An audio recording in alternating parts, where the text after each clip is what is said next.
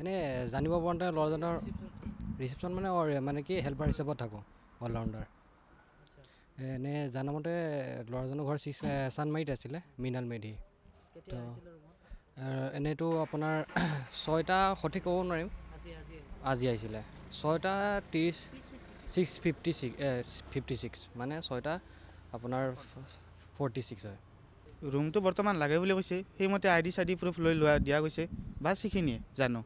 আত্মহত্যা কৰাৰ পিছত আপোনাৰ ফোন কৰিছে কোনোবাই মাইকী এজনী ছোৱালীজনী যে দাদা এনেকুৱা ৰুমত হৈছে, ফোন কৰিছে মোক ৰিচিপশ্যনত ফোন কৰিছে, ৰিচিপশ্যনৰ নাম্বাৰ ফোন কৰাৰ পিছত আপুনি ৰুমত গ'লোঁ, আমি তাৰ লক খুলিব চেষ্টা কৰিলোঁ, নাই লকটো খোলা নাই। লাষ্টত আমি সন্দেহ কৰিলোঁ কিবা এটা নহয় কিবা কৰিছে, যিহেতু ছোৱালীজনী ফোন কৰিছে কান্দি তাৰপিছত আমি পুলিচক লগালগ খবৰ দিয়া হ'ল। পুলিচ অহাৰ পিছতে ঘটনাটো গমেই পায় এতিয়া ডেড বডি ওলাইছে। তাৰমানে হেৰি কৰিছে কি কৈছিল ল'ৰাজন 305ত আছে, মোৰ হেৰি হয় বয়ফ্ৰেণ্ড হয়, আপুনি যাওকচোন ৰুমত গৈ যাই কিনে আমি লকটো খুলিব চেষ্টা কৰিলোঁ, নাই খোলাৰ পিছত আমি কিবা নহয় ডাউট হোৱাৰ পিছত আমি পুলিচক কনফাৰ্ম কৰিলোঁ। তাৰপিছত